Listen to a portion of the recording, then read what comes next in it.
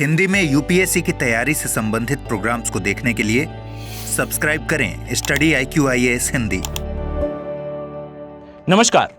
अगर मैं आपसे कहूं कि भारतीय महामरुस्थल अर्थात थार का मरुस्थल आने वाले समय में इस 21वीं सदी में समाप्त हो जाएगा और एक ग्रीन बेल्ट के एरिया में, एक ग्रीन जोन में चेंज होकर खत्म हो जाएगा, इससे शायद आपको आश्चर्य हो, पर यह डरा देने वाली बात है। वाई? बिकॉज सेमी एरिड और एरिड इकोसिस्टम का यह एरिया अगर समाप्त होता है तो भारतीय कृषि पर नकारात्मक प्रभाव आने की संभावना है। और भी ज्यादा शॉकिंग तो यह है भाई कि वैज्ञानिकों का यह कहना है कि 21वीं सदी में 2050 से 70 के बीच में थार मरुस्थल का जो एरिया है वो ग्रीन होगा और नए मरुस्थलों का निर्माण होगा। इसमें एक डेटा जो स्पेसिफिकली बताया गया कि 2050 तक जो सहारा मरुस्थल का एरिया है उसमें लगभग 6000 किलोमीटर के क्षेत्र की वृद्धि होगी, यानी कि और भी ज्यादा जो है वो बड़ा होगा और थार का मरुस्थल सिकुड़ता जाएगा। और इस सिकुड़न के कारण, इस क्षेत्र के छोटे होने के कारण कहीं ना कहीं मॉनसूनल पैटर्न में भी चेंज आएगा और यह होगा भी मॉनसूनल पैटर्न में चेंज के कारण। वाइस वर्सा है, कॉम्प्लेक्स सिस्टम है। आइए इसके बारे में चर्चा करते हैं। आई थिंक आप सभी अवेयर हैं इस बात से। आप सभी को पता है भाई कि हमारा जो ये मरुस्थलीय एरिया है ये भारत के पश्चिमी भाग में आता है और अगर मैं आपसे कहूं स्पेसिफिकली तो ये विश्व का 20वां सबसे बड़ा मरुस्थल है। अगर हम आंकड़ों की बात करें तो दुनिया का 20वां सबसे बड़ा मरुस्थल है और शुष्क क्षेत्र की अगर हम बात करें तो ये 9वां सबसे बड़ा मरुस्थल है जो हमारे पश्चिमी भाग में आता है।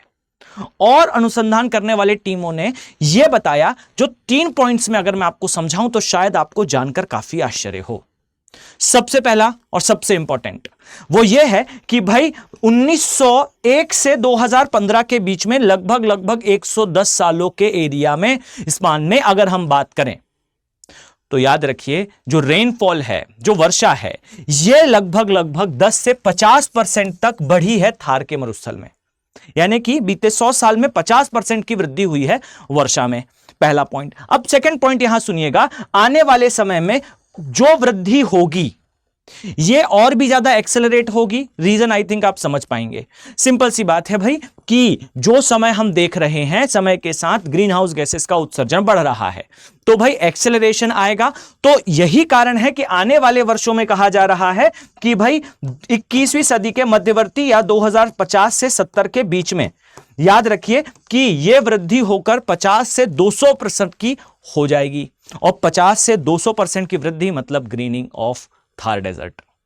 अब सेकंड जो पॉइंट बताया जा रहा है वो जरा ध्यान से सुनिएगा। यह कहा जा रहा है 50 ईयर रिवाइवल, अर्थात 50 साल बाद वापसी। अब यह 50 साल बाद वापसी किसकी की जा रही है? किस चीज को कहा जा रहा है रिवाइवल आफ्टर 50 ईयर्स?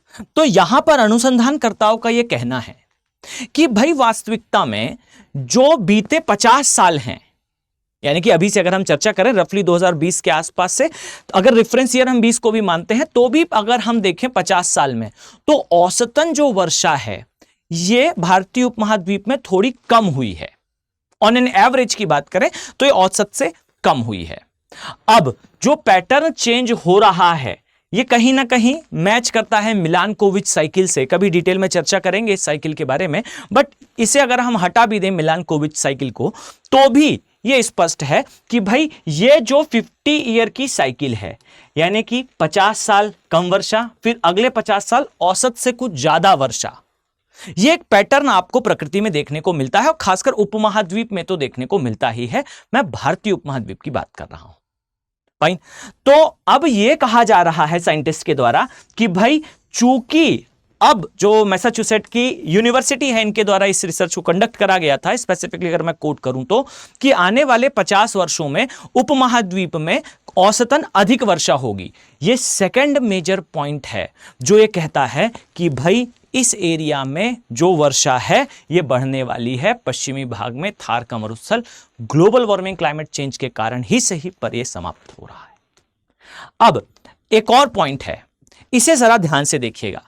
याद रखें कि शोधकर्ताओं का तीसरा और सबसे महत्वपूर्ण पॉइंट तो भाई यह है कि आप जरा नोटिस करें तो जो भारत में आने वाला मॉनसून है अगर आपको नहीं पता है तो मैं बता दूं कि भारतीय उपमहाद्वीप में मॉनसून का जो ड्रिफ्ट है ये वो कुछ इस प्रकार से होता है जिसे हम कहते हैं साउथ वेस्टर्न मॉनसून या दक्षिण पश्चिमी मॉनसून।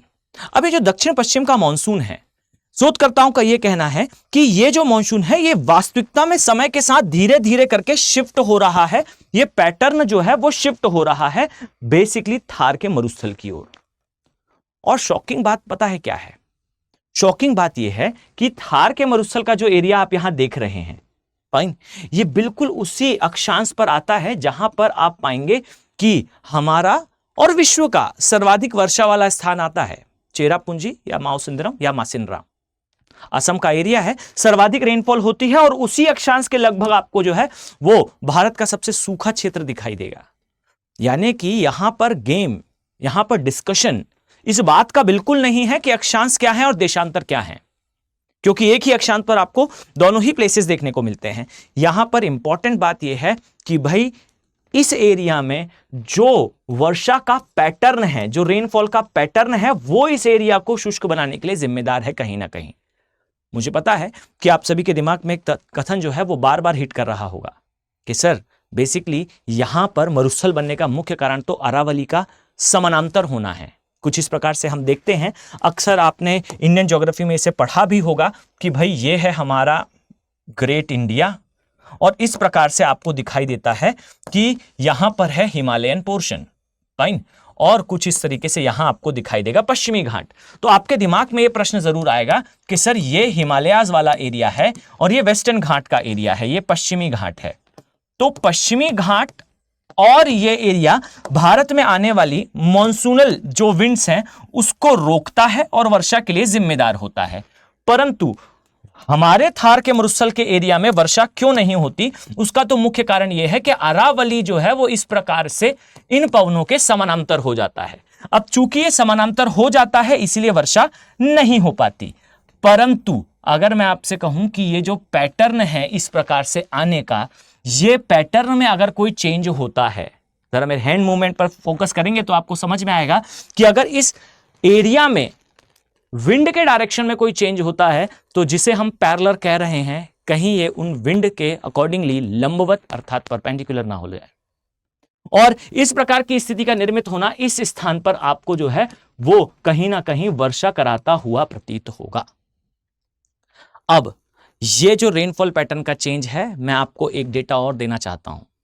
3 पॉइंट्स पर हमने चर्चा करी। सबसे पहला पॉइंट तो ये रहा भाई कि कहीं ना कहीं जो है वो वैज्ञानिकों का ये कहना है कि जो रेनफॉल पैटर्न है वो चेंज हो रहा है। सेकेंडली सबसे इंपॉर्टेंट है कि भाई जो रिवाइवल ऑफ रेनफॉल है, कुछ इस प्रकार से आप देख पाएंगे रिवाइवल ऑफ रेनफॉल है, ये भी होने की संभावना है।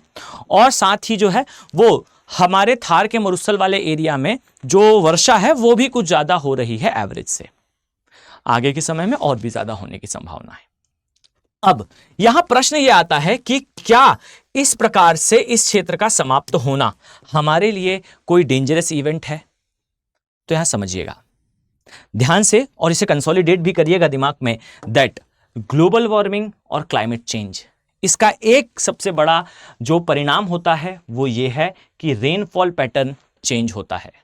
रेनफॉल पैटर्न चेंज होने का आशय यह है कि बारिश नहीं होगी ऐसा नहीं है, पर वहां होगी जहां नहीं होना चाहिए और वहां नहीं होगी जहां होना चाहिए।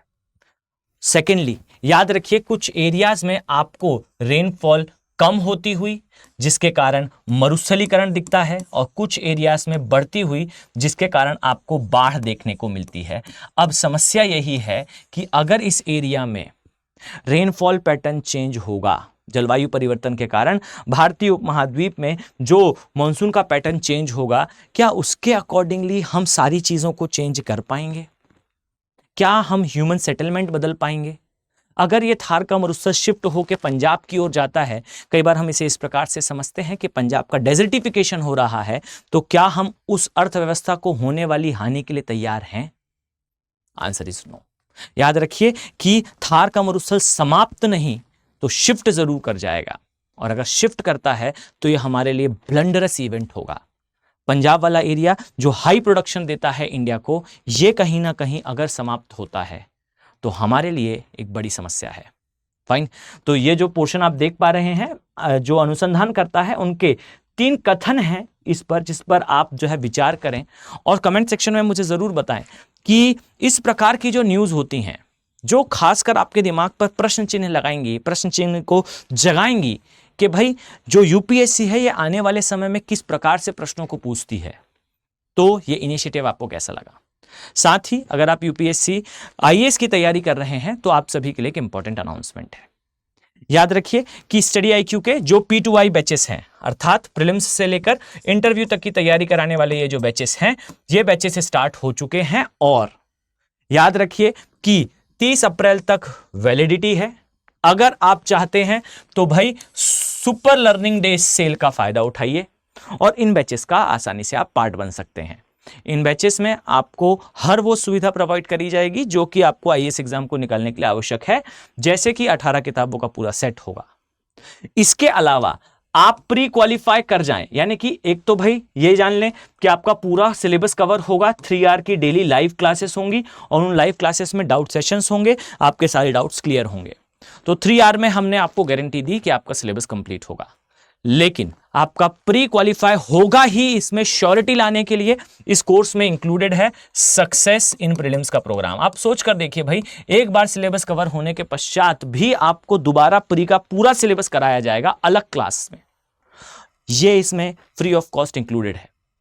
साथ ही जब आपका प्री क्वालिफाई हो जाएगा, क्योंकि आपने एसआईपी को ज्वाइन करा है, ठीक से उसकी तैयारी दोबारा करी है, तो आपको बुलाया जाएगा दिल्ली मेंस रेसिडेंशियल प्रोग्राम में। आवासीय सुविधा का आप फायदा उठाएंगे। केवल एक बार कॉस्ट पे करने के बाद आपको किसी भी प्रकार की कोई कॉस्ट पे करने की आवश्यकता नहीं होगी। यहां आप इस कॉस्ट को पे करेंगे but by using AK live code. इस कोड को याद रखिए, AK लाइव, इस कोड का यूज करने पर ही आपको यह कॉस्ट देखने को मिलेगा 27,999। मेंस रेसिडेंशियल प्रोग्राम की सुविधा इसमें इंक्लूडेड होगी। दिमाग में प्रश्न आ सकता है टेस्ट सीरीज को लेकर, याद रखिए इसमें मेंस की टेस्ट सीरीज इंक्लूडेड है। प्रश्न यह भी होगा कि सर प्री की इंक्लूडेड है या नहीं? बिल्कुल प्री की भी इंक्लूडेड है।